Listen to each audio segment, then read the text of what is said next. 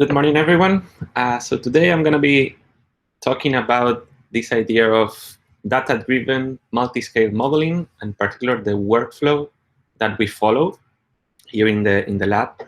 And I just want to start by saying that what we're going to mention today is quite specific to the way we do things. And of course, there are many different modeling approaches. And just yesterday, we saw a talk of different ways to approach modeling from a very much more high-level functional perspective, looking at, for example, receptive fields and even deep learning models. So here we are focused more on these biologically detailed models, different scales. That's why we mentioned this multi-scale concept from molecular, cellular, and network, even to systems and some behavior occasionally. And the idea of data-driven, because we try to put as much information as we can, constrain the models as much as possible based on experimental data from published papers. So that is basically where we're coming from. But as I mentioned, this is not the only approach, and there are many other good approaches for modeling. So I summarized recently for another talk sort of the basic steps we tend to follow. And here they're shown linear, but of course some of them are sort of recursive, that we have to go back and forward many occasions. But the essential idea is that we start by gathering data required to build the model. We then implement the model using specific tools, and we get onto the stage of validating the model. So making sure that our model actually matches the experimental data that we want to reproduce. And of course, we cannot reproduce everything, so we will focus on certain aspects. And once the model is validated, we can start using the model to run virtual experiments, making predictions, gaining some insights into the phenomena we want to explore. And finally, we have to decide a cutting point where this is enough. We need to publish it and share it with the world. And then this final stage of sharing and disseminating the model comes into play. So I'm going to go briefly through each of these stages and mention some of the tools that we use to carry out these different stages. So for this initial stage of gathering and pre-processing data, as we have moved on to building more and more detailed and larger models, this has become one of the most challenging and longer stages. So, of course, tools to find experimental data and papers, there are many. One of them, which is very commonly used, is Google Scholar, just to find publications that are relevant to your model. But of course, we also have databases like ModelDB, which is a database of model, but you can find a lot of related experimental papers there, and you can use the parameters from previous models as well on your simulations. Open Source Brain, the NeurML database, similar to ModelDB. NeuroLectra and NeuroMorpho are very useful to get electrophysiological data and morphologies of different neurons. They have a massive database of neurons, and it keeps growing and growing. They're all open source. There's another resource, the CRCNS. They have like a website with different databases with experimental data as well. And of course, the Allen Institute have been recently very active and have provided a lot of experimental data sets and even some models on their portal. So some of the actual software tools we use to gather this data and sort of organize it and make sense of it. One of these paper managing tools like PaperPie, for example. There are others like Zotero and EndNote, just to keep track of all your references. Google Drive we use a lot, but any other tool just to upload stuff to the cloud and share with other collaborators are usually quite useful. And we use things like Google Sheets to have shared documents where we can all contribute to figuring out how we want to integrate this data, what data is useful, which data we want to discard, and so on. And then we have this idea of electronic notebooks, which is basically a way to keep track of what you're doing during this research process. And so we use right now Virtual Studio Code and an extension called org mode, which allows you to organize things hierarchically, which is quite convenient, and I will show an example of that afterwards. And finally, I mentioned here this tool, Webplot Digitizer, which we have used actually quite a bit, and it's just useful to extract the figures from papers. So in many cases, unfortunately, the papers don't still provide all of the data in raw format. So we have had to extract many data sets from the actual figures in papers, and that tool allows you to do it. And part of this stage also involves sort of pre-processing the data so that we can use it in the model. So once you extract this data from figures, it's not always in the format that you need for your model. So you might need to do some pre-processing, and I'll show examples of that, and Erica will do that too. And for that, we use basic Python, and also to store the provenance of the data used in the model. So we always want to keep track of where these data sets come from, the different data points we use in the model. And for now, we're doing that mostly on the electronic notebooks and using Python as comments and so on, which is not ideal, and we would like to build a bit more of a standardized format for that as well.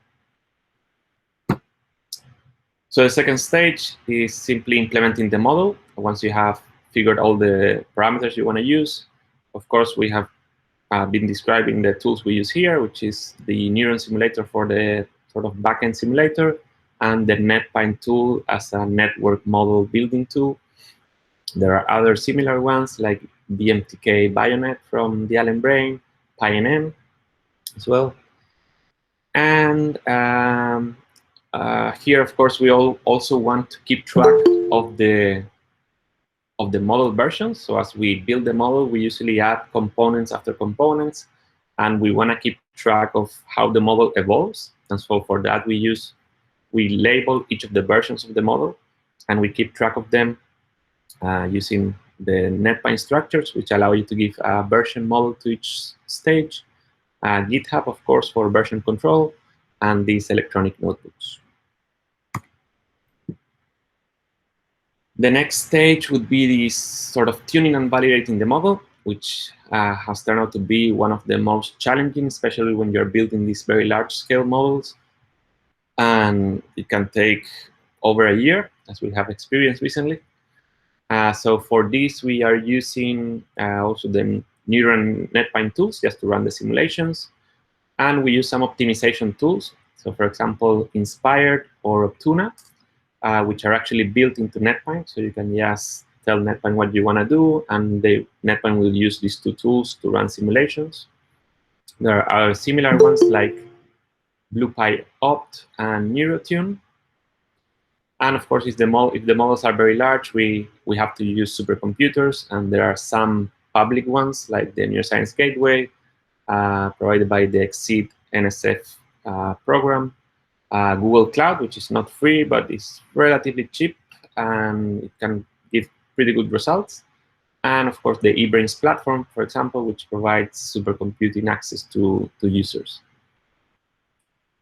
Again, here we want to keep track of each of the simulations that we run. So not only the model versions, but also each of the simulations. We want to explain in the notebook or somewhere what we are doing, the parameters we're exploring, a summary of the results. So we keep track always of our research workflow.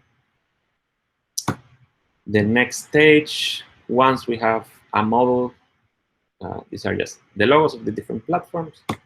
So once we have a model that we are sort of happy with, that reproduces some basic experimental data that we think validates the model, we can start using it to either gain some insights into how the model behaves. So we have access in the model to all the different levels, from the molecular level to the cells, to the circuit, to all the parameters and variables, unlike in real life, in real experiments.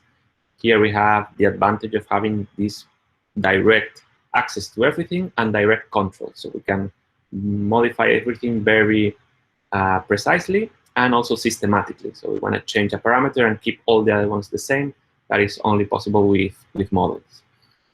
So here we can run what we call parameter explorations, which is modifying parameters, typically one by one, or in combinations, and to explore the results, the effects of these variations in the network. And again, as before, we use the same tools just to run the simulations and keep track. And here I'm showing this virtual studio code with the org mode extension that I mentioned, and how an example of the different versions of the models we were building. So we mentioned here the components that we're adding, added thalamic populations, added the corticothalamic cells to layer 5B, and so on. And also an example of the simulations that we run. So for the simulations, we keep the label of the version of the model and then add another number. So for version 22, batch 1, batch 2, batch 3, batch 4, and we explain a bit of what we are exploring. And this allows you to expand and provide some nodes inside each of these levels, so you can provide a lot of information in a hierarchical way. Finally, once we have a set of results that we think are interesting, we have to stop and publish the paper, because models, maybe some of you have experienced already, but one always feels they're not complete and that they could be improved and made to match the experimental data better and to produce more results. And so it's always tempting to keep going and going. So one has to make the effort at some point to decide, I'm going to stop here and publish what I have. And also to share and disseminate the results with the community. So we try to keep everything open source as much as possible, so others can benefit from our models and extend them, modify them, and use them. So for that, it's useful to have the models in some standardized format. So that's where NetPyNE obviously comes in with the standardized high-level specifications and the implementation of the model. It can also be exported to NeuML and Sonata, which are other standards used in the field in computational neuroscience models. And we are also working on exporting the actual simulation data, like the voltage traces, the spike times, and so on, to this NWB format, Neuroscience Without Borders, which is becoming the standard for experiments. The NIH is promoting this standard quite strongly, and so we would like also to export to this tool. Of course, other platforms and tools to disseminate the models are ModelDB, where we publish, once we have published the model, we always upload the model to ModelDB, so it's available publicly. We do the same for open source Brain, which also has a database of models. And we usually also have the code on GitHub for people to easily clone and modify or make extensions of the model. In the future, we would also like to share these models in the eBrains platform, which also now provides some kind of interactive way of running the models. And here are just a couple of screenshots of different models, of different platforms. So here in the top left is ModelDB, which has some nice capabilities to show the distribution of channels.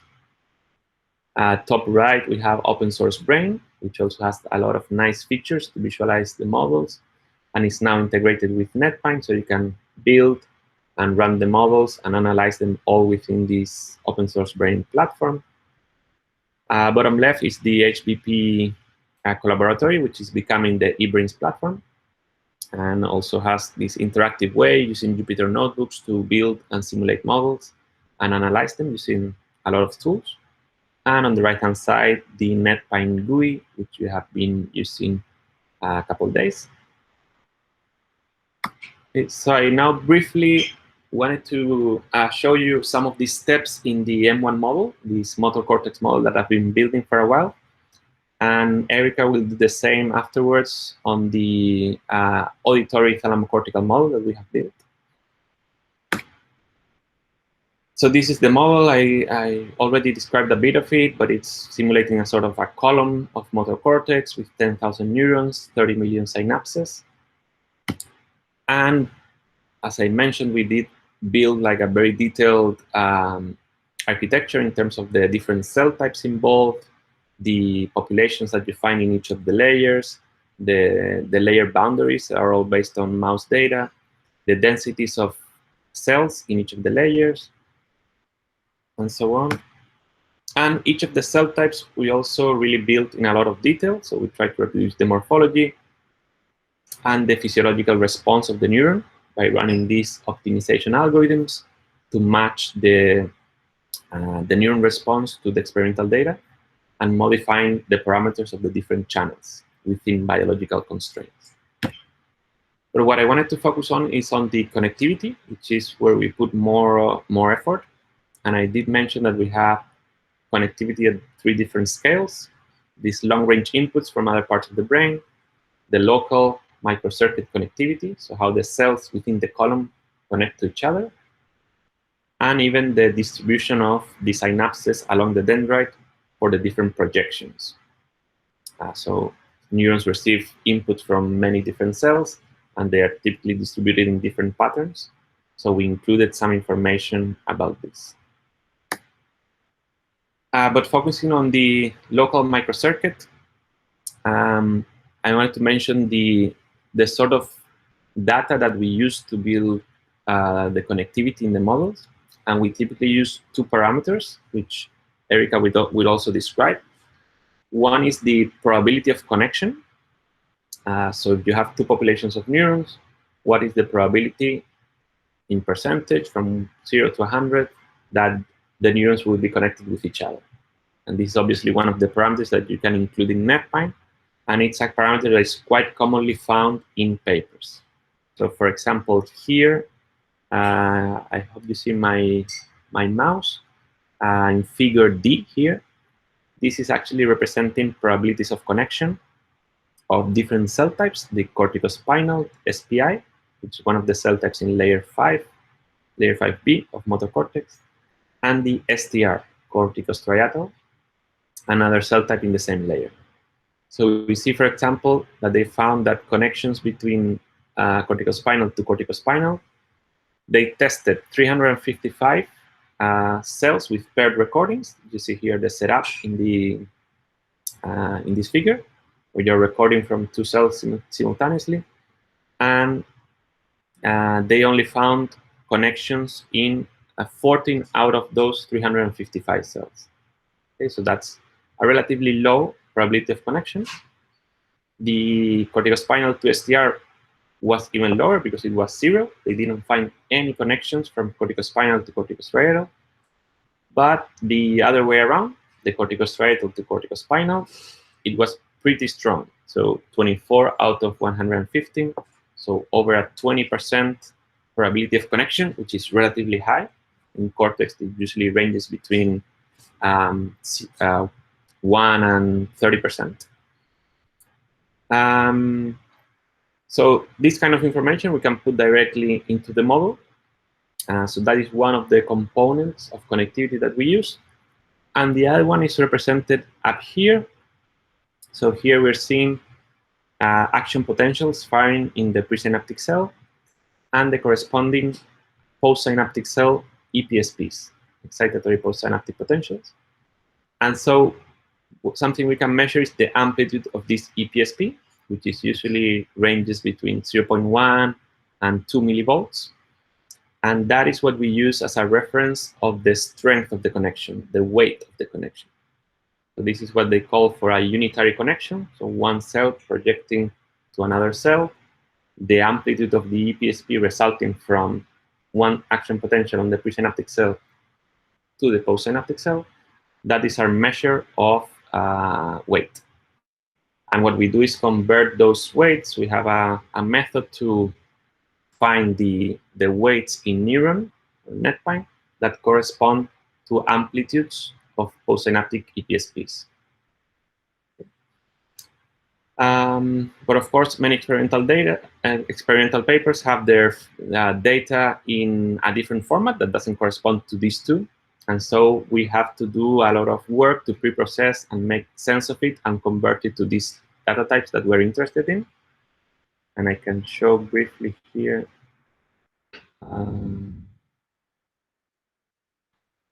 I put a link to one of these Google Drive Excel sheets where I was working with our experimental collaborators to figure out how the connectivity was going to work in the model, how we were going to implement it from their data.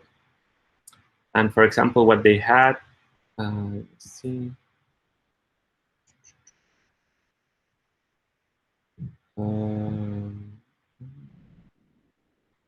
Yes, so these values, for example, they are from a paper, Weiler 2015 in Nature Neuroscience. Sorry, Weiler 2008. And these values represent for different depths of the presynaptic cell and different depths of the postsynaptic cell, the sort of strength, but measured in current, in peak lumps. So this was one data that we wanted to use, but we had to convert this to the EPSP amplitudes that we were interested in. And these values actually combine both things because these were done using optogenetic stimulation. So you're stimulating the presynaptic cell and measuring the postsynaptic cell. And so you get a combined effect that has both information about the probability of connection and the strength. So we basically had to disambiguate this information into these two components. And for that, we had to bring data from another paper. Let's see if I have it here, that had information just about the probability of connection. So using this other paper as reference, we then sort of extracted and divided the other measures we were interested in. So this is just a very quick, rough example to illustrate the complexity of using experimental data, and that you need to do some pre-processing that is outside of NetPyNE, and it's just trying to understand the data and figuring out what you need for your model. And the other thing I wanted to quickly show is the way that the Allen brain does it. And they actually use exactly the same two parameters. So they also use the probability of connection and the EPSP's amplitudes. And what they did is for their visual cortex model, they created these tables with the connections between different cell types in different layers. So for example, from layer 2-3 to layer 5, okay, we have a probability. This table is for the probabilities of connection only. So let's find a strong one here, for example. From layer 2-3 excitatory cells to layer 2-3 PB, one of the inhibitory cell types, we have a 0.4 probability of connection, which is quite high.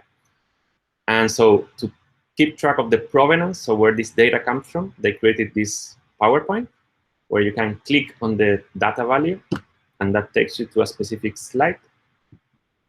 Oh, well, it's not working here, but it should take you if you download it, for example, to this slide. And here they just provided information from where they got these data points. Okay, so from figure 2 of this paper, the data shows blah, blah, and from this other paper as well. And sometimes you combine several data points and you average them, and so on. And so they have one of these descriptions for each data point of the probabilities of connection, as well as for each data point in the connection strengths, which again represent these amplitudes of the EPSP in millivolts. For example, this is 1.49 millivolts. And they also provide all this data. And let's quickly finish off here. So yeah, once we have our model sort of validated, we found the data, we build the model, we run simulations, and we start validating the model. So what we did here is figure out the firing rates of different populations and compare them to the ones in the model. So for that, I'm also going to quickly show one of the tables we used in Google Sheets, where we were gathering data about the firing rates, the average firing rates of different populations in mouse motor cortex. So here I have references to some of the papers I used. And at the top, I had the different cell types. And I just filled in the table. So some papers have information about all the cells and all the layers. Others just have a couple data points. And you slowly go through the papers, fill in the data, and then figure out what values make sense to use in the model. And so once we had that, we just compare the statistics of the different experimental papers with that of our model. Here is the different populations, and the gray bars are experimental papers. So we show that statistically, the firing rates of our populations fall within what you observe experimentally. And we did the same for other variables. So here, for example, we compare the firing rates of the motor cortex cells when the mouse is moving or quiet, so not moving. And this is a comparison. The orange little points are experimental data points, and the blue ones are the ones in the model. So we show some statistics as well. So the average kind of match the experimental data. We also compared a lot of LFP data that they provided us. So we generate these LFPs, measure them in the model at different layers, and compare with the experimental data during quiet states and movement. And finally, the one I wanted to show is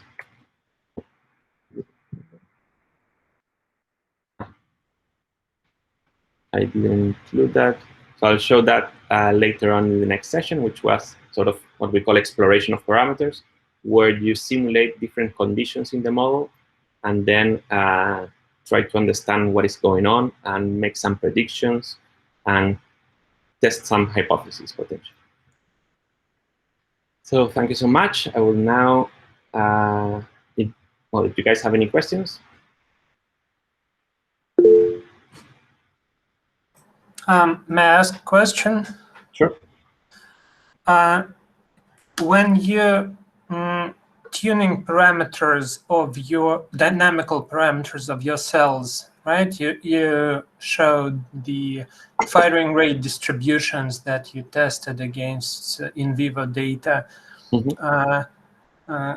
Could you tell a bit more about which parameters do you use? Because firing rate is only one thing, and the thing I'm interested in is the CV of firing rate, and also maybe the data on the voltage fluctuations, because I mean there are many combinations of input that could provide the same statistics of firing rate. It could be, for example, smaller mean, more noise, or vice versa, and so on. So about this, sure.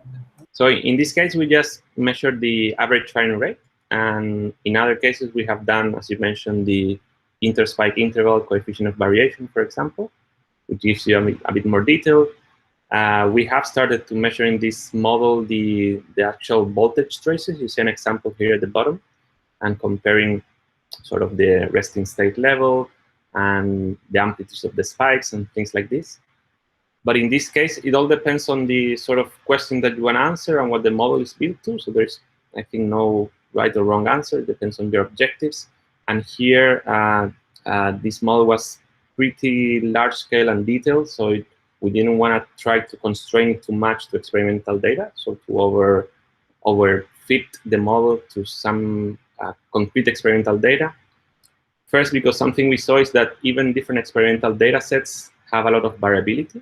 And you can see that here, for example, in these 3 gray bars, which are the firing rates for PT cells. So you see that they change quite a bit between experimental data sets. And that is normal because first you have usually very few data points, and you have different setups, different animals, and so on. So we didn't think it was necessary to match it exactly to one of the data sets, but just broadly within the range that we were observing. And yeah. Yeah, I mean, yeah, thank you for your answer. I mean that you cannot match Exactly, but there are certain things, for example, sometimes I could see simulations with very regular spiking activity, and from theory we know that when neurons spike regularly and when neurons spike stochastically, the network has very different dynamical properties. Yes, and something we do at the single cell level when we build the cell models is we do build in some of these features. So if cells have adaptation or they have bursting, we model that at the single cell level. And Erica will actually now show examples of this. Yeah, but these matching of cell parameters is about isolated cells, right? Not embedded in the network, right? Yes, yes, you're right. Okay, so, and am I right that we now have several databases about properties of isolated neurons, but we still don't... I'll talk more about that as well. Yeah, okay. But we still don't have a good database about functional states of neurons in vivo, like which neuron has which firing rate and so on, which is regular, which is not. You should take it from the literature, right? There is no source. Yes, I think it's growing now with especially like new recording techniques like the neuropixels and all of this, and it's been made public, but yeah, it's not there for every cell type and every region and every species. Okay, thank you. Thank you so much. And I will pass it on to Erica, who's been doing a fantastic job with this auditory thalamocortical model. Thank you, everyone.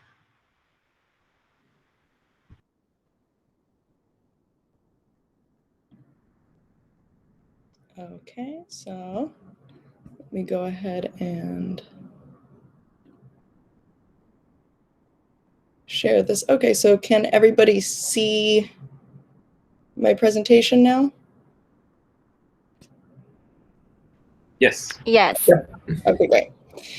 Alrighty, so hi everybody. My name's Erica. So I'll be talking to you today about just kind of the process of building one of these data-driven multiscale circuit models.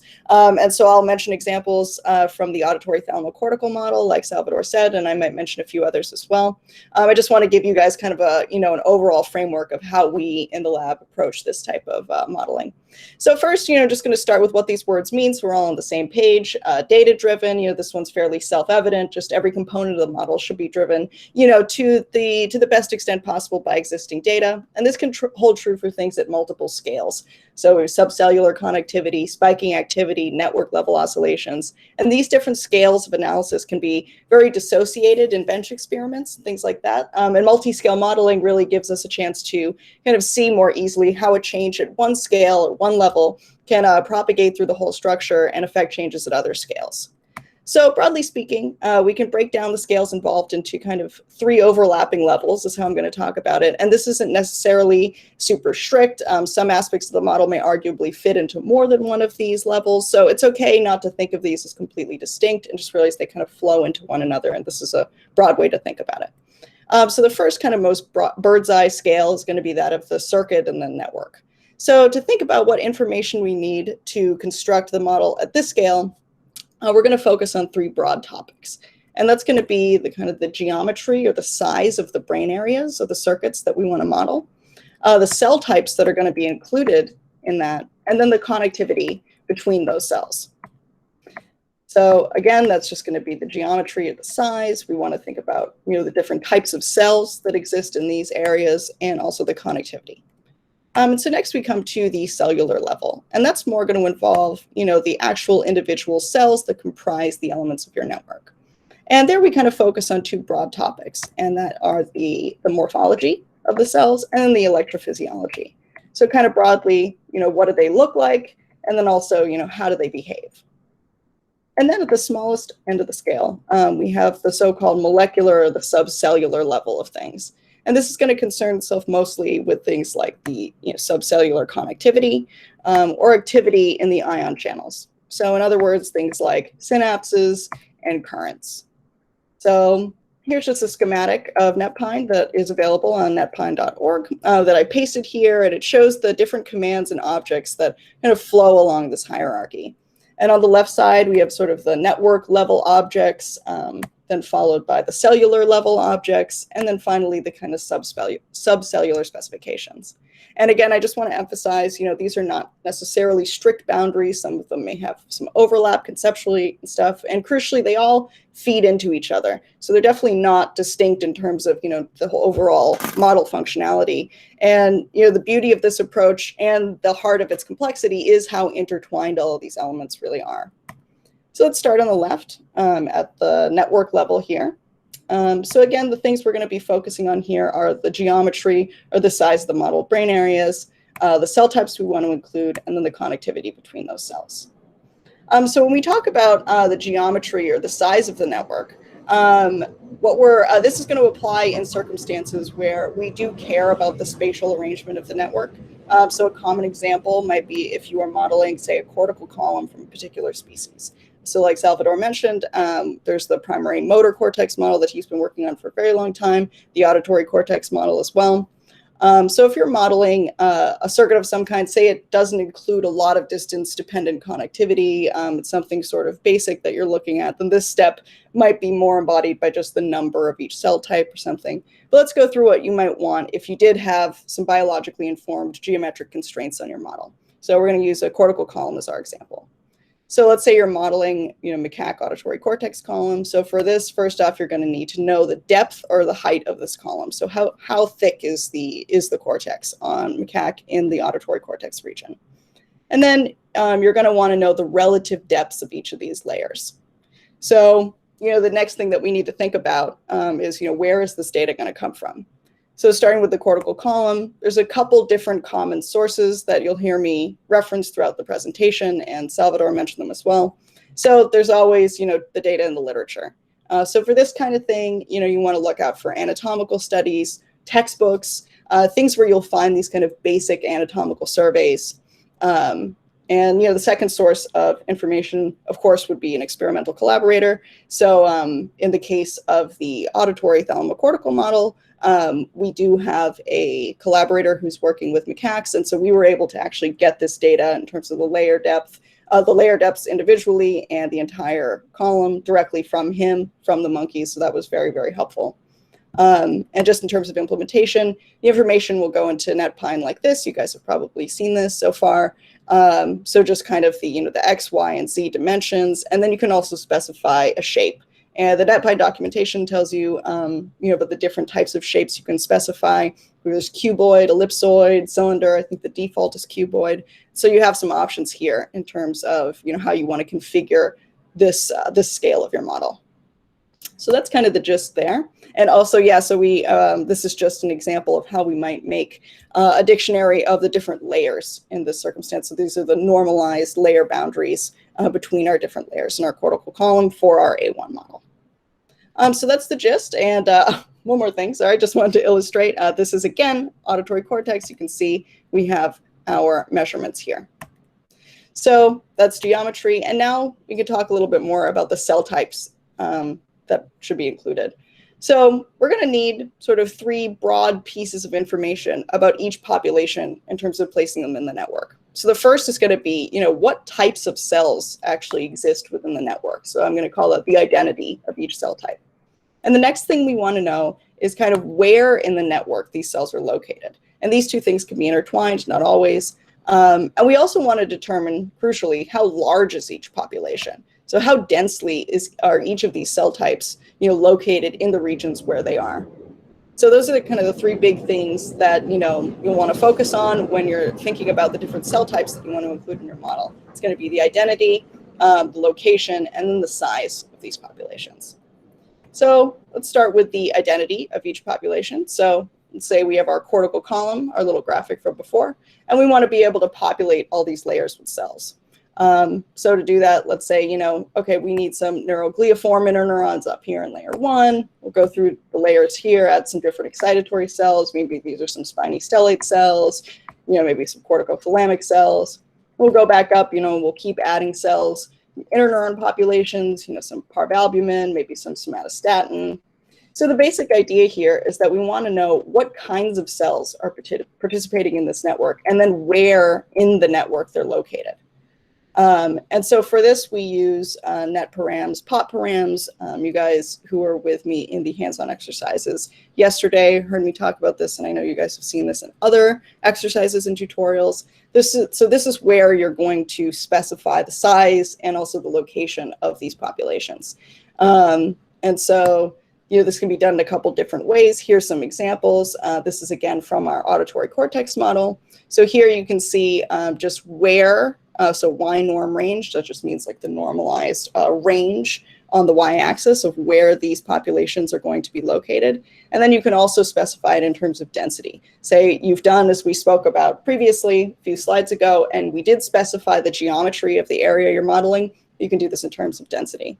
Another way you can do it is, again, this is from a different model. You could do it in terms of just the raw number of cells as opposed to the density. So there's a few different ways to kind of specify the density or the number, so the size of each population, and then as well, where in the model they're located.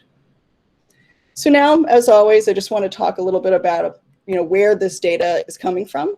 So we can talk about the first aspect, which cells to include, and then the location. So these concepts can be wrapped up in each other, not always. It kind of depends on the brain area.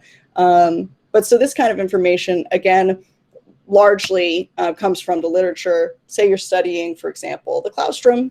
You may see that a particular cell type is located in a particular, the sensory region of the claustrum, and it has distinct morphological or electrophysiological properties. It's its own entity. And you may also see that there are certain types of interneurons that form an important circuit of interest with those cells. And then you might see that there's a separate type of excitatory cell, and that's located in a particular cortical location, and that communicates with these cells. So, you can look in the literature and just see, okay, what types of cells exist where in terms of the circuit that I'm interested in. And then you might have the blessing also of a good collaborator who's able to provide you with this kind of information, or, fill in gaps where the literature may not have what you're looking for.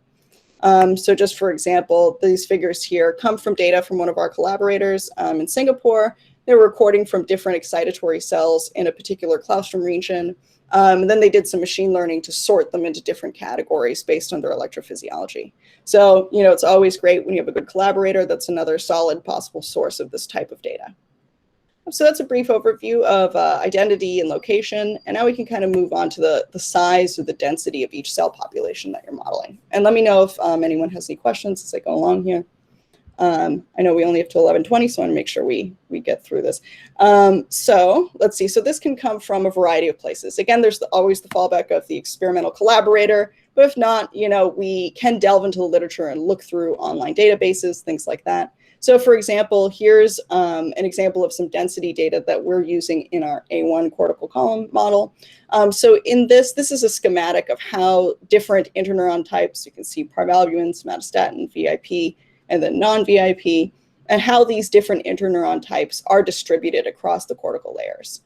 So we want to look for data like that. This does exist out there, definitely worth delving deep and seeing what you can find.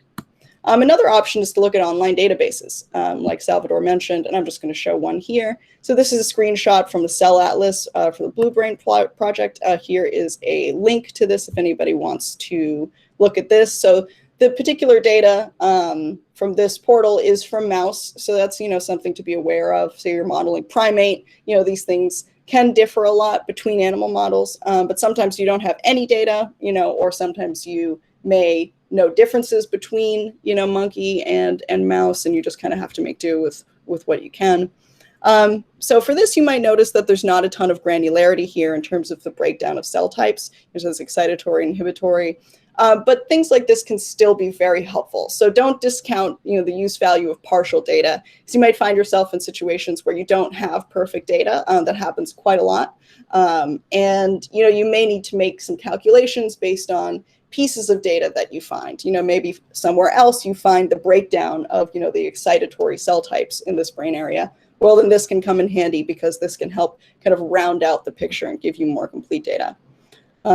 So yeah, in case anyone wants it, here's a link to the atlas here. So those are just kind of examples of, of what we can do. So now we've gone through the geometry and we've gone through cell types, and so we can see these two things put together. Just wanted to show an illustration again. This is from the M1 model, just to give you a different tastes of different things. So you can see that here we have our geometry over here. Here we have the different types of cells that are going to be located in this model. Here we have the locations of where they are in terms of the, their laminar locations, in the cortical column. And here we can also see the density of cells. And this is just a schematic, again, from the M1 column. We have similar things for A1. So just wanted to give you kind of a, a picture of what these things look like once they're put together. So now we can talk about the connectivity between the cells. So when we talk about connectivity, Salvador mentioned this earlier. So for this scale of connectivity, there's kind of two important pieces of information that we need to figure out. And that is the probability of connection between any two cell types, and then the weight of that connection. And this, as Salvador mentioned, you can think of this biologically kind of as, what is the chance of there being a synaptic connection, and then, what is the synaptic potential that's induced when that synaptic connection is activated, and is there, distance dependence, things like that. So we want to kind of talk about probability and then also weight. So to illustrate the connection probability in one of our models, here's a example of a connection probability matrix. So this can be generated using NetPyNE. This is for cell populations in our primary auditory cortex model. And here's an example of some of the data that we used to generate this. So here's just some empirical connectivity matrices that exist from a paper from 2019. I believe this is in V1. So not A1, but again, sensory cortex. And this is actually a weighted connectivity matrix from that paper as well. And to just remind you guys of the implementation of this in NetPyNE, so this kind of thing is instantiated using the netparams.conparams object. And here we can see the probability and then also the weight as mentioned. And pre and post are, of course, with cell types of interest, and then delays associated with distance, types of synapse, things like that. So this is where you're going to specify the information here. And any questions so far as I've been going along? Alrighty, so if not, I will keep plowing ahead. So that kind of gets us through the circuit/network level of things. Again, this is a broad overview. Inevitably, there's going to be questions that arise. There's going to be gaps in the data. There's going to be complications. Salvador took you kind of through a more, a little bit more of the nitty-gritty in terms of what it takes to figure out some of these probabilities and connectivity stuff. So you can see that there's a lot that goes into this, and hopefully this just gives you kind of a framework of the stuff you need to be looking for. So next, we are going to move on to the next level of things. So that's the cellular scale. So now we've identified which cell types need to be present in the circuit, and we can start thinking about each of the cell populations more individually. And as you might recall from earlier, the two main ideas that we'll focus on here are, what does each cell look like, its morphology, and then how does each cell type behave? So it's electrophysiology. And again, just want to come back to our NetPyNE hierarchy, and this is kind of roughly where the cellular scale objects lie. Again, these boundaries aren't necessarily strict, but just want to, point this out. And this graphic, again, is available on the NetPyNE website if anybody wants to reference it later. So when we talk about the cellular level of things, we have a few things to consider. So we want to be thinking about cell type. So for example, is it a neurogliaform interneuron, a thalamocortical cell, in a sensory nucleus? And there's lots of different, neuron types in the brain, as we all know, and it can be helpful when we're modeling to try to have some degree of fidelity to the type of neuron you're interested in. Not necessarily arbitrarily, but because certain types of neurons are often associated with certain types of properties or behaviors. Thalamocortical cells, we see a lot of bursting, certain interneuron types, very fast spiking. So it can be good to think about, just the type of cell. And then we, of course, want to think about the brain area. And this isn't, again, this is another thing. It's not a hard and fast rule, but say you're looking for models. It can be good to try to stick to the same or similar regions. Say when modeling auditory thalamus, we noticed that visual thalamus tends to have a lot more information just available in literature and stuff like that.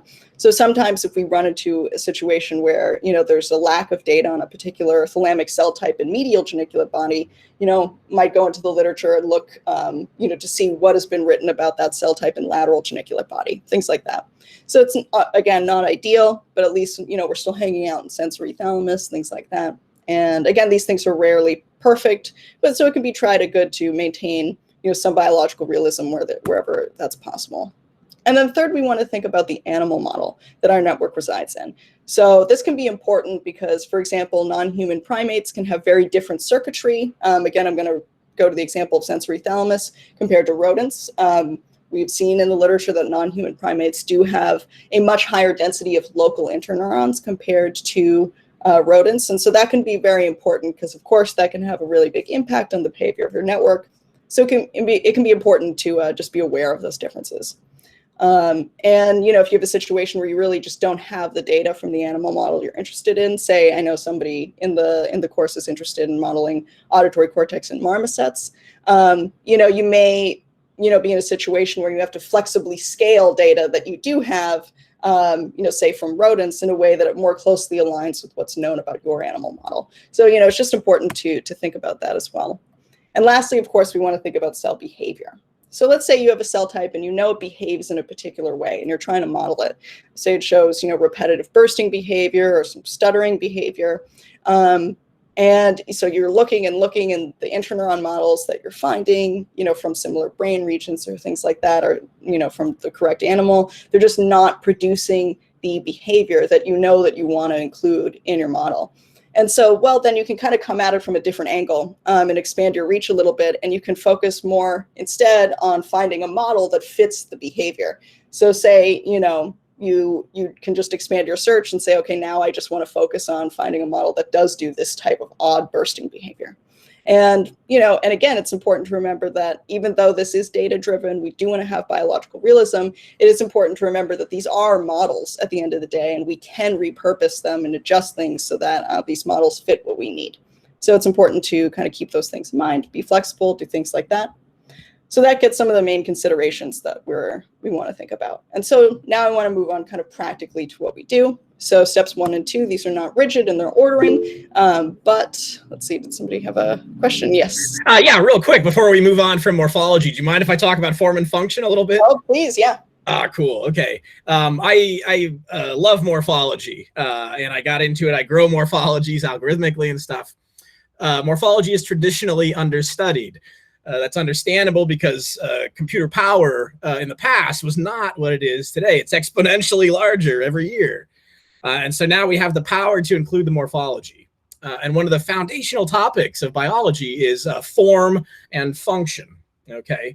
So the form of anything defines its function. And over time, the function of anything will affect its form. Okay. So I can lift a weight with my hand because I've got a bicep muscle between two bones that does that. The form defines the function. Over time, if I do this a lot, this muscle is going to get bigger and become stronger. So over time, the function affects the form. And in terms of morphology, so after a spinal cord injury, for example, the motor neurons in the spinal cord become shriveled and smaller. Their morphologies change. Also, their behavior changes. But if you're not looking at the morphology changes, you're losing half of the information. Form and function. So morphology and position is also important in terms of functionality and what's going on in the models. Don't ignore morphology, I guess, is my big point here. Thank you for my rant. Yeah. Words of wisdom from Joe. Erica, you can go over 11:20, so just use whatever time you need. Okay, cool. I had a quick question.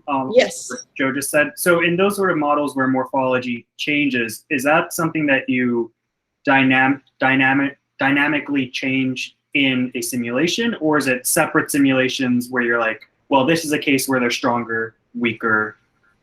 Morphology is understudied, so there are no dynamic morphology tools out there. It would be awesome to start developing them, but right now all morphology is essentially static.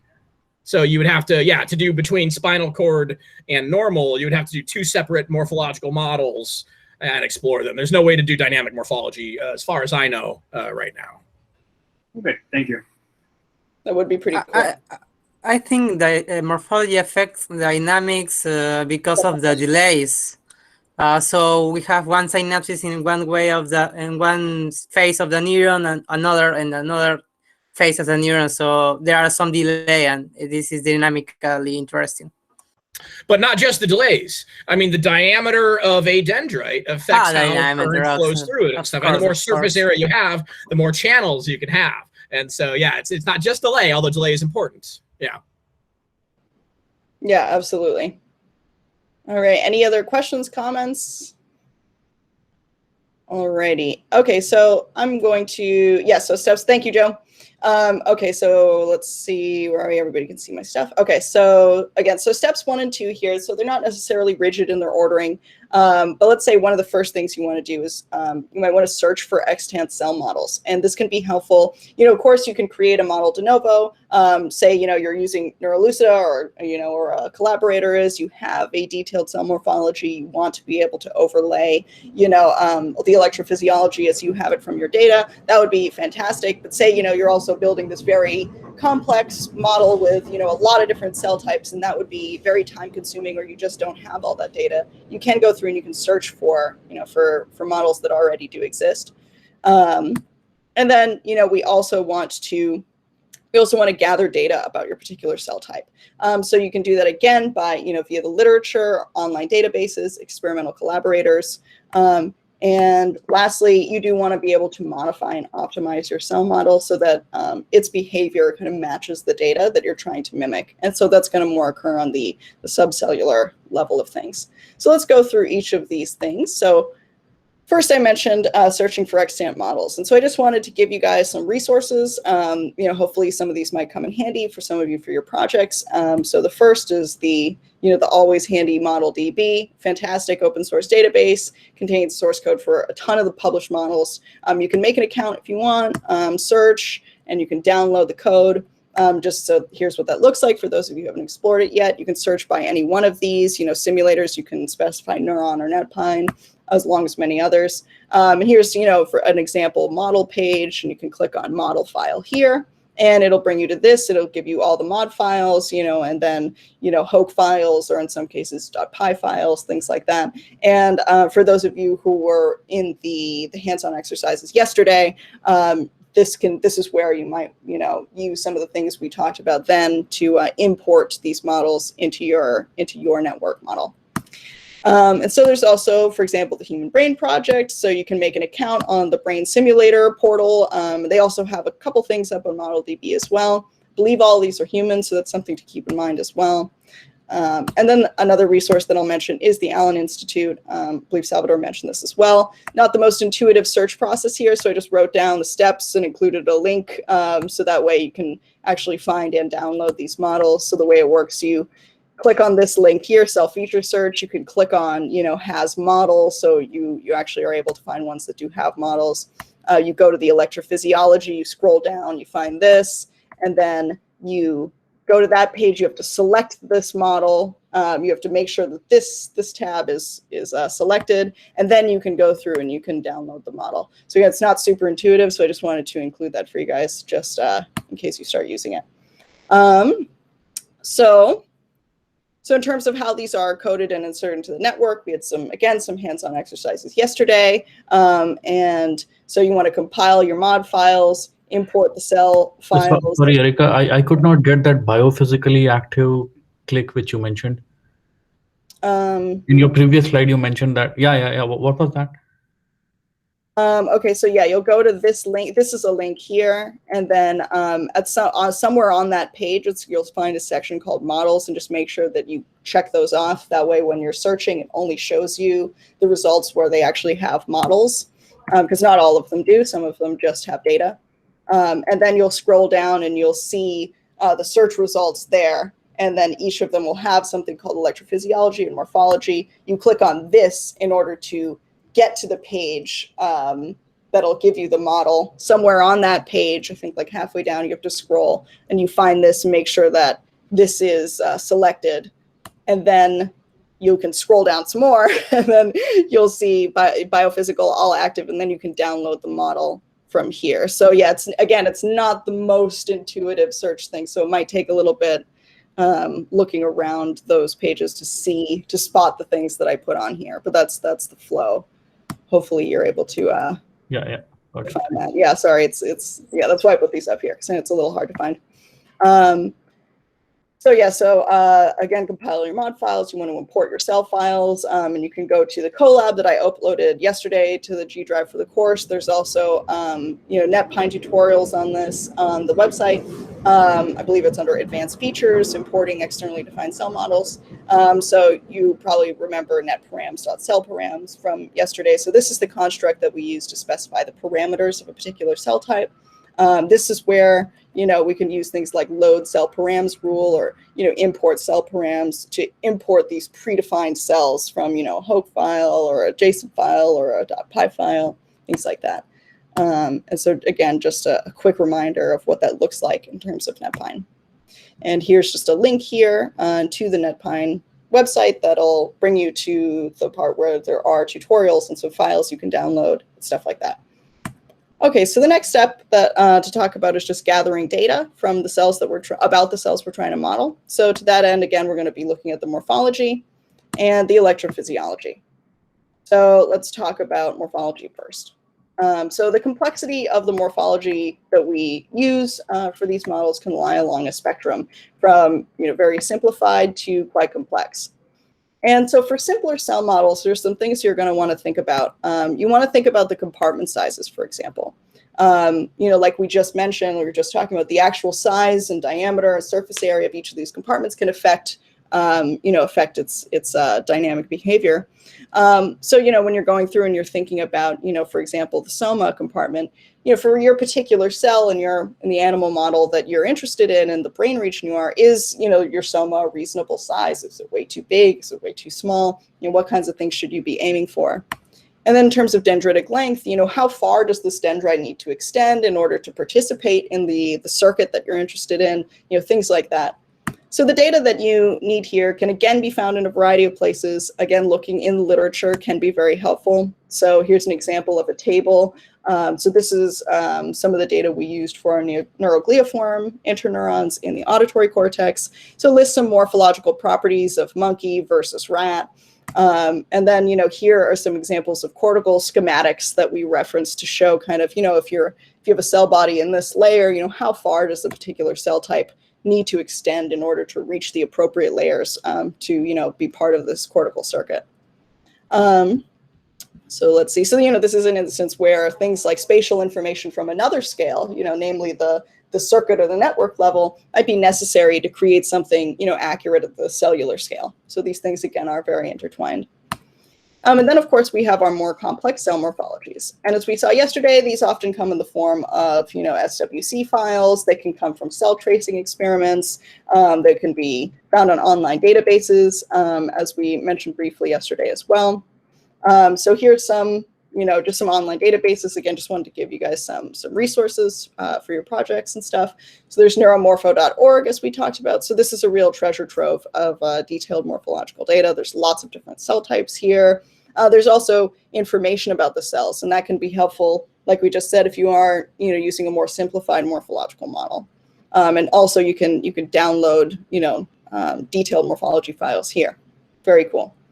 So there's also the Allen Brain Atlas. These are both links here. And again, I put some steps here just to make it a little easier to navigate. You'll see part of the page if you click on this link called Morphology Annotation. You can click Full for reconstruction, find a cell you like, click on Morphology, decide you like the look of this, and then you can go ahead and you can download the morphology or the measurements that are associated with it. And again, this is just a brief reminder of how this is implemented in NetPyNE. These kinds of geometry files, either .HOKE or .SWC, they can be imported to NetPyNE. And then electrophysiological characteristics can be superimposed onto them. And again, here's a link to some of those examples in NetPyNE. And real quick, I would love to mention, not a lot of neuroscientists or beginners have not heard of Peter's principle. How many of you have heard of Peter's principle? Or raise your hand if you have. Nobody. See, this is a very important principle, and it involves morphology. And Peter's principle is basically that neurons can only connect where their dendrites and axons overlap. So, I mean, it's literally true. There's no Wi-Fi in the brain. Everything has to be wired. And so Peter's principle— Speak for yourself, Joe. What's that? Just a joke. I said, speak for yourself, Joe. Okay. Oh, your brain has Wi-Fi.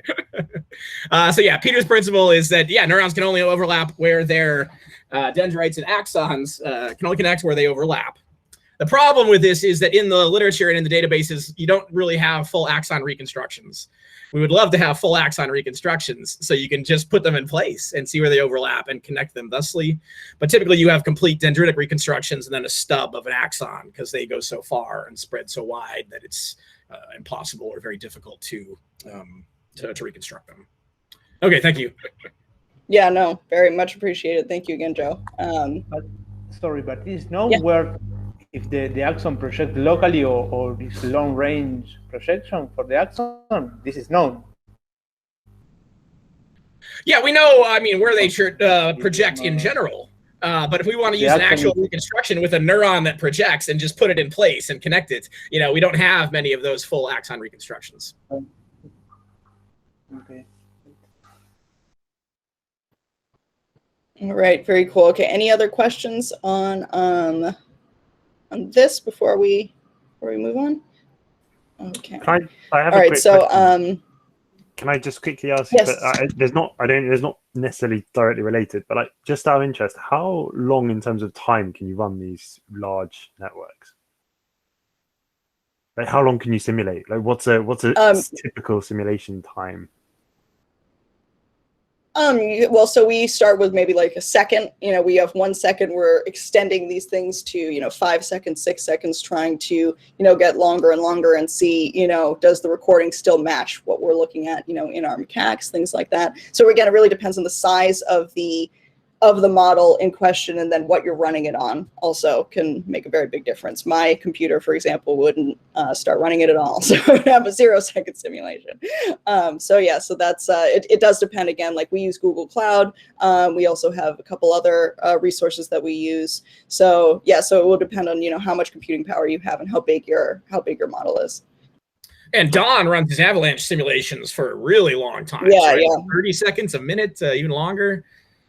Yes, I was going to mention for reference. So the M1 model takes around 2 hours on 100 cores for 1 second of simulation, and the A1, this one that Eric is talking about, is faster. It's like half an hour.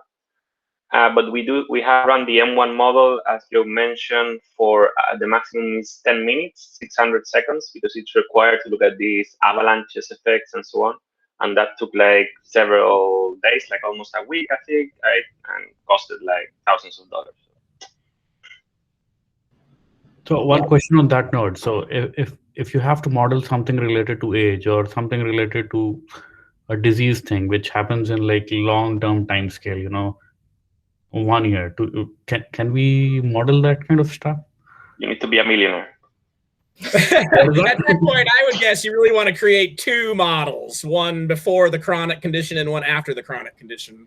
Yeah, you might have to do some workarounds, like Joe was saying, to kind of simulate the simulation that you want to get at. Yeah. Okay. Yeah. Or hope that Elon Musk opens up a funding stream sometime soon. So, yeah. All right. So let's see. So the next thing, so let's see. So now let's take a look at electrophysiology. So when we're talking about this, we kind of want to break this up into 2 areas. We want to talk about passive and we want to talk about active. So passive properties, they refer to subthreshold or non-spiking characteristics of the cell, and active has everything to do with action potentials and things like that. So for passive properties, we want to look around and see what we can find about things like the resting membrane potential of the cell, membrane time constant, the capacitance, and we want to see if we can find some subthreshold traces, ideally, things like this. And we want to see if there's any other notable features as well.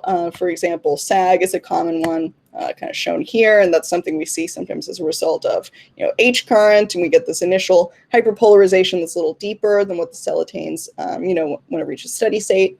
And then so for active properties, we want to look at things like Rio-based. So, what current input does the cell start spiking? We want to look firing rate curve. That's always a fan favorite. Fi, F is frequency, and I is the current input.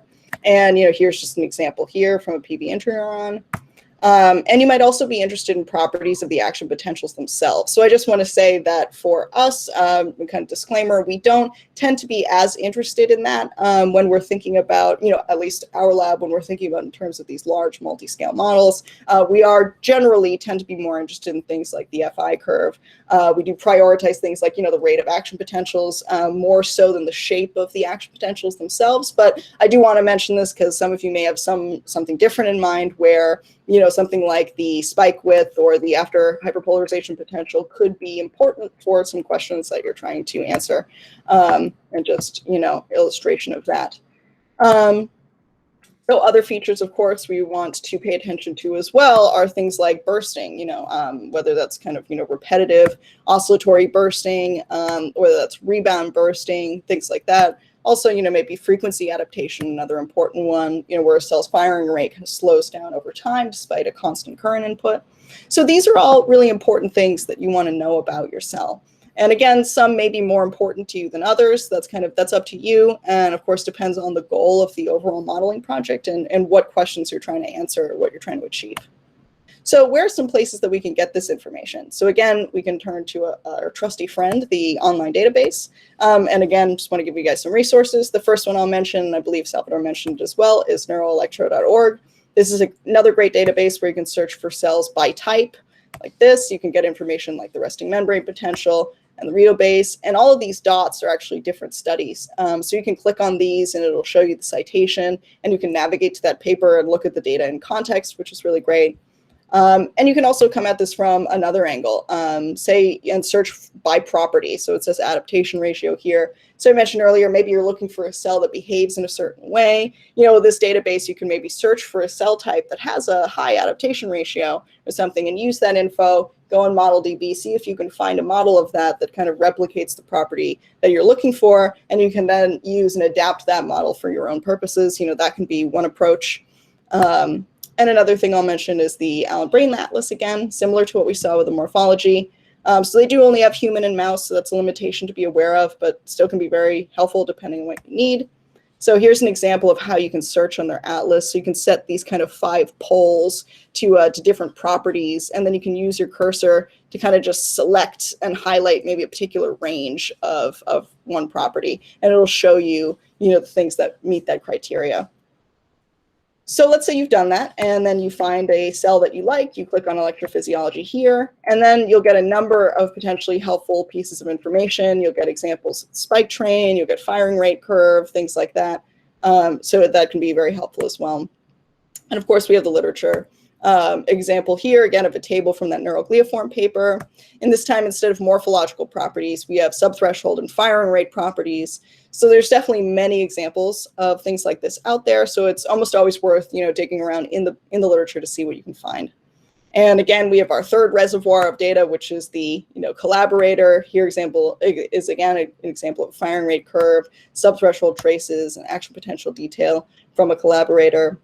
So that kind of brings us through our whirlwind tour of the cellular level of things. So again, just to recap, ideally, for each cell type, we plus minus should have hopefully a potential model we can use. Again, you don't have to. You could be building this kind of de novo from morphology and electrophysiology that you have data on.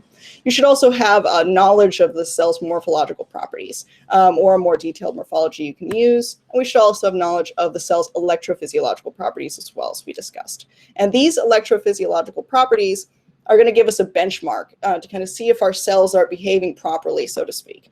And that, so this is a summary of this, and this will hopefully bring us to our next scale, which is the subcellular level of things. So this level contains, among other things, properties you'll have to modify in order to achieve that cellular level behavior that you're looking for. So again, as we mentioned, this level includes the activity of the currents and ions in the cell, as well as the synapses. So first, let's focus on currents.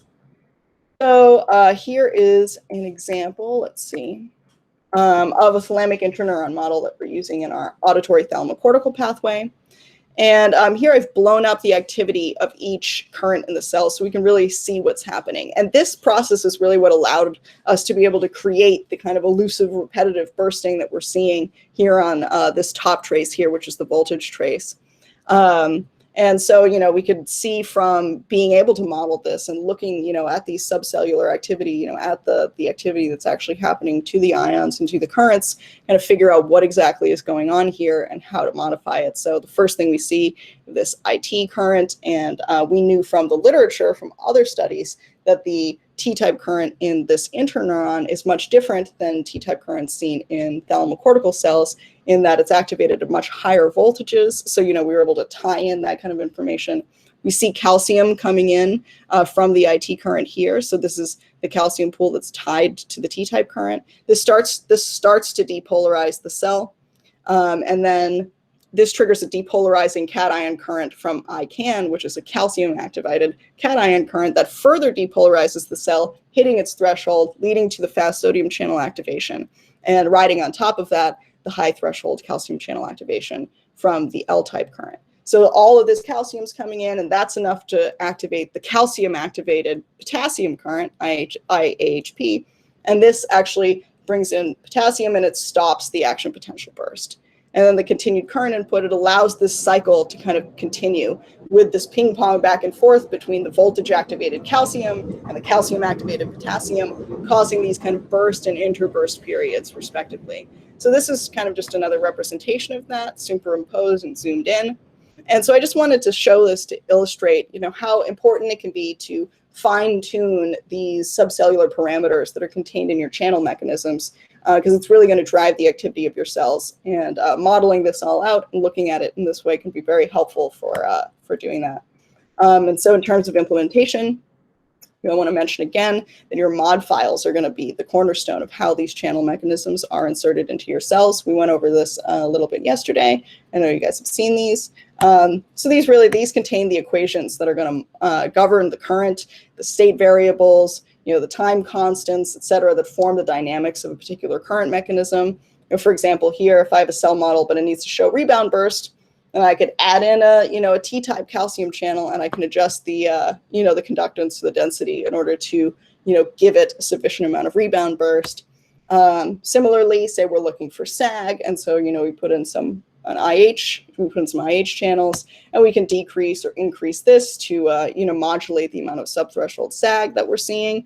So when we're going in, sometimes it can be helpful to really look at the mod files, understand how exactly these equations are working together, even plotting them, plotting the different state variables, just kind of seeing at what voltages things are occurring. It gives you a kind of a head start in terms of optimizing those parameters.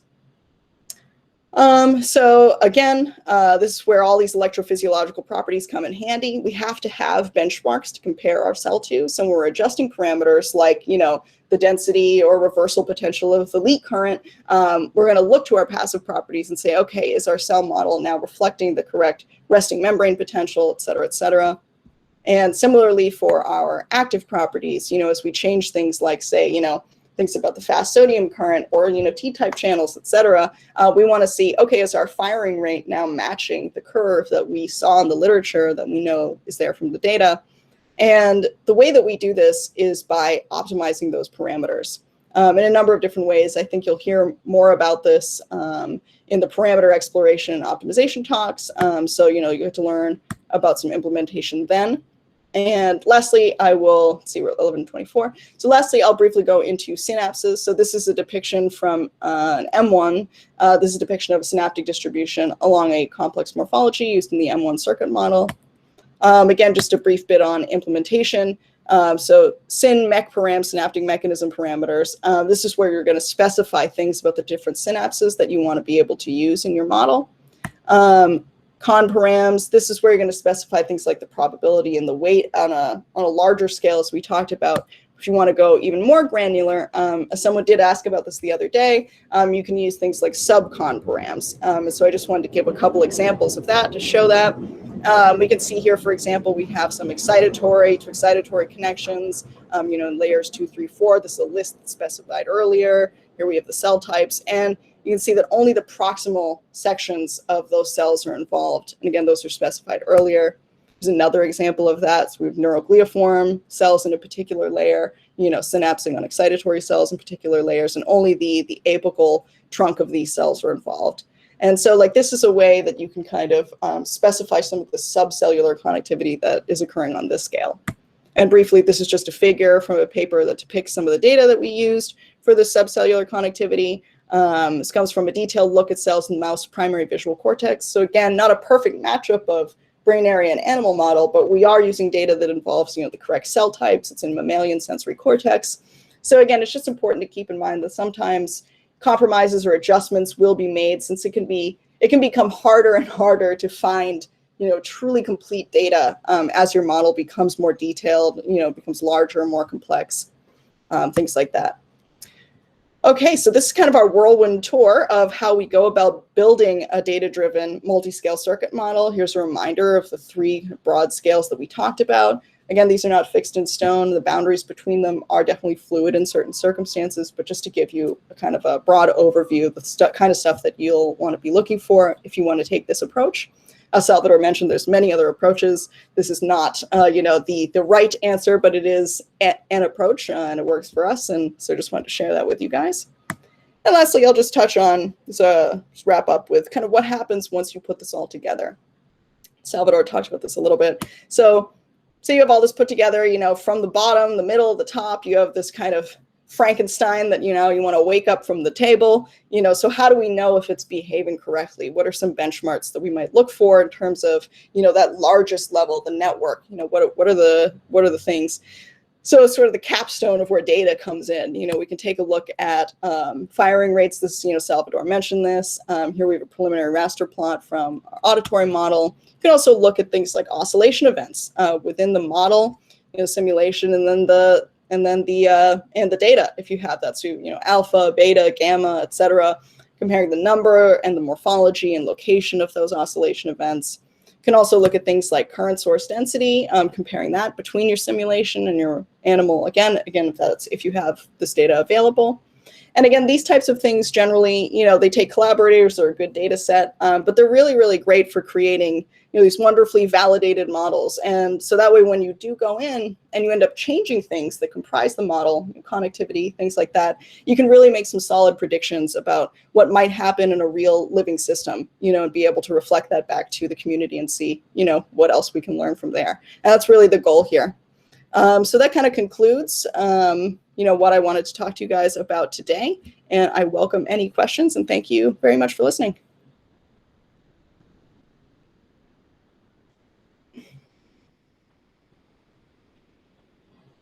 Go ahead and, should I stop presenting?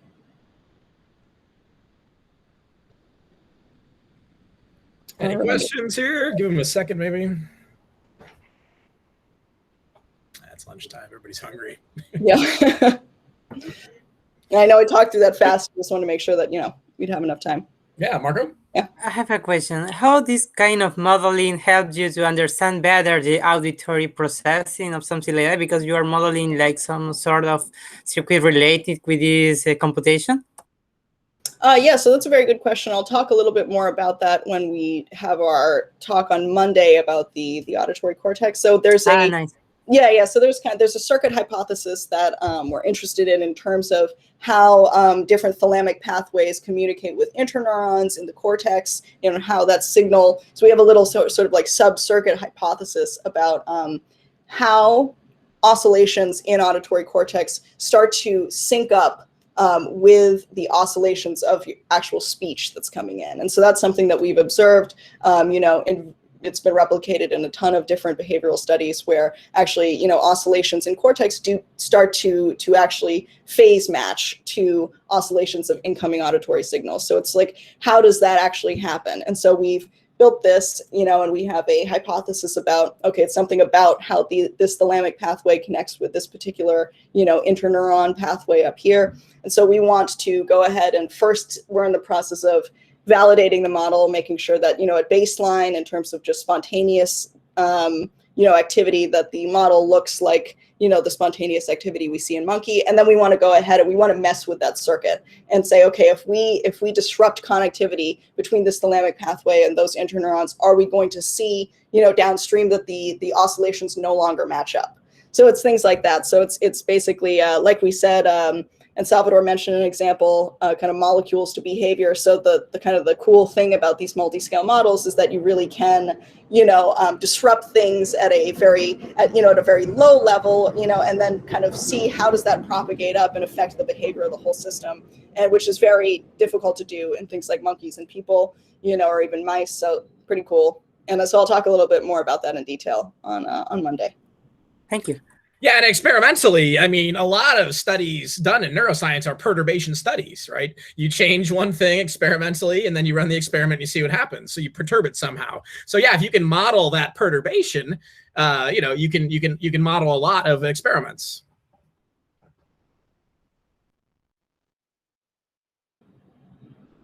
Any other questions?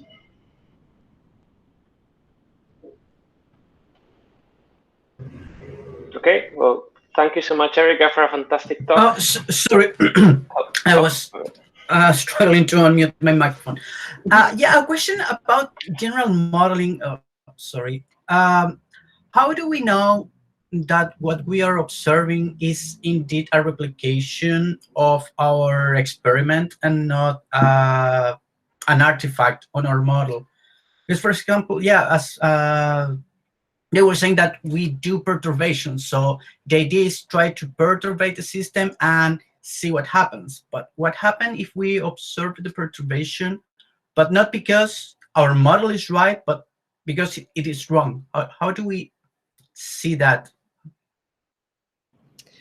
So if I'm understanding your question, you're saying, suppose we have, so how do we know that our validation is actually valid and isn't just an artifact? Is that kind of what you're, or are you asking, how do we validate? Yes. Okay, so how do we know that our model is actually doing what we think that it should do? Yeah, so I mean, so in terms of how we validate, that's again going to depend on what kind of data we have available. So, there's different ways to look at the signal, different ways to measure activity in the model. So say, we know about, what LFPs might look like in a, in our animal or in the data, and we can measure those same things in the model and see, like, do they match up? Do they match up over different contexts? Say in auditory cortex, do they match up, in terms of spontaneous activity, in terms of activity once speech is given input? So we try to look at this, not just in one, in one narrow way. We kind of try to look at this in multiple different ways. Do the firing rates match up? Does, other type like current source density, things like that. But then to your second question about how do we know that the validation is valid, I mean, I suppose that's more existential. If it looks valid, okay. Just tell there are many more ways not to get something similar to data than there are ways to get something similar to data. Yeah. So part of this is just that if we've got all this data in there and we perturb it in this way and we see the same thing we see experimentally, it's automatically a pretty good sign. The best way to do this is to perturb it in a bunch of different ways, in mutually exclusive ways. And as long as there's experimental data, or you know what you should expect to get out of it, the more ways you perturb it and you still see the right response, the closer your model is coming to covering all aspects of what you're interested in. So trial and error, basically. So much of it is. Trial and error, but yeah. We didn't have optimization methods in grad school when I was building my models. It was all trial and errer. Now, fortunately, we're getting optimization methods. So you had to walk uphill both ways. I had to physically go to the library and copy papers. Thank you. So basically, it's a saying of, if it looks like a duck, sounds like a duck, walks like a duck, then it's probably a duck, right? Yeah, I mean, you want to try to prove your models wrong. You want to try to find shortcomings in your model. You don't want to say, oh, great, this looks like data. Let's stop exploring this. You know what I mean? Yeah, absolutely. Yeah. I think this kind of model, obviously you can model everything, but you can model something that gonna replicate some behavior in reality. But this model can be interesting to show that you ever miss something. So if it's not working like you think it should work, maybe you can model another stuff and implement some other data and say, oh, okay, this part of reality is important for replicate the reality in general. So this kind of know what it's what you need to add to the model to replicate better the reality. Yeah, absolutely. The process of building the model can also be very illuminating. Yeah. Yeah, you learn so much. Yeah. Yeah, on that line, there's a famous quote by a statistician, George Box. Did he invent the box plot? His quote is, essentially, all models are wrong, but some are useful. Yeah.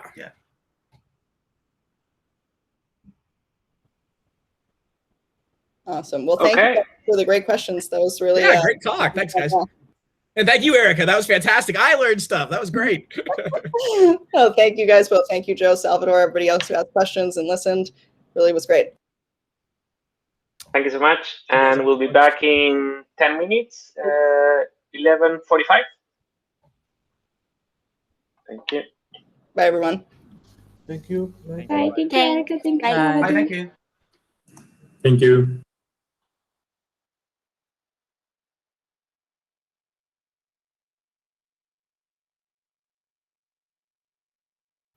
Salva, if you want to stop recording.